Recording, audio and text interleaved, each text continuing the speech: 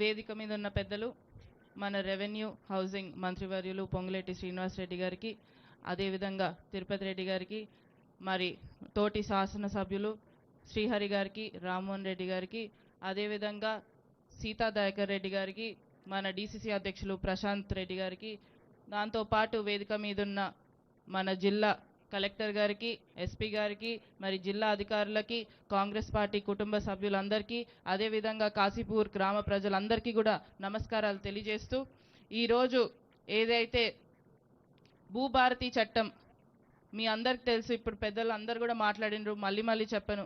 10 సంవత్సరాలు చాలా కష్టాలు పడ్డాం, మీ అందరికి కూడా తెలుసు. నేను ప్రచారం చేసే సమయంలో మా నారాయణపేట నియోజకవర్గ ప్రజలందరూ కూడా ఈ సమస్యలతో ముందుకొచ్చారు. తర్వాత గెలిచిన వెంటనే వేలాది మంది ఈ సమస్యలు చిన్న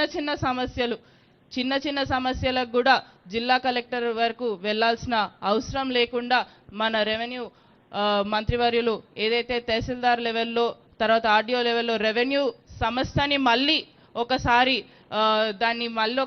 మేల్కొన్న విధంగా ముందుకు తీసుకొని వచ్చారు. ఎందుకంటే పెద్దలు ఇక్కడ ఉన్నారు, మా అమ్మగారు కూడా రెవెన్యూలో పనిచేశారు కాబట్టి తెలుసు. ఎందుకంటే ఆ హక్కులు ఏవైతే తహసీల్దార్కి, ఆర్డీఓ గారికి లెవెల్లో ఉండే హక్కులు కూడా వాళ్ళ నుంచి తీసేసుకొని డైరెక్ట్గా జిల్లా అధికారులకి ఇవ్వడంతో ప్రజలందరూ కూడా చాలా కష్టపడ్డారు. తహసీల్దార్ ఆఫీస్ చుట్టూ తిరగడం అంటే పక్కనే తిరగచ్చు, అదేవిధంగా ఆ తహసీల్దార్ ఆఫీస్ పక్కన తిరగకుండా డైరెక్ట్ జిల్లా కలెక్టర్ గారి దగ్గరికి చిన్న సమస్యలతోని వెళ్లాల్సిన పరిస్థితి ఏర్పడడం మనం అందరం కూడా చూసాం. ఈ భూభారతి చట్టం అనేది అమల్లోకి వచ్చిన తర్వాత తప్పకుండా ఇప్పటి నుంచి ఈరోజు ఏదైతే లాంచ్ మనం పైలట్ ప్రాజెక్ట్ కాజీపూర్ గ్రామం నుంచి మొదలు పెడుతున్నామో తప్పకుండా ఈ భూభారతి చట్టం అందరు కూడా స్వాగతిస్తున్నారు అన్న. ఎందుకంటే ప్రజలందరూ కూడా ఈ భూభారతి చట్టం గురించే మాట్లాడుకుంటున్నారు. తప్పకుండా ఈ భూభారతి చట్టం అనేది కూడా మనకి రైతులకి ప్రత్యేకంగా చాలా ఉపయోగపడుతుందని ఈ సందర్భంగా తెలియజేస్తూ,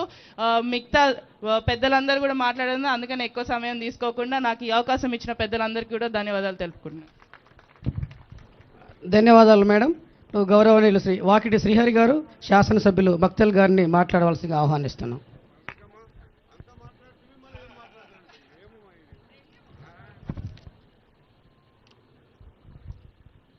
ఈనాటి మన ముఖ్య అతిథి మన ప్రియతమ నాయకులు,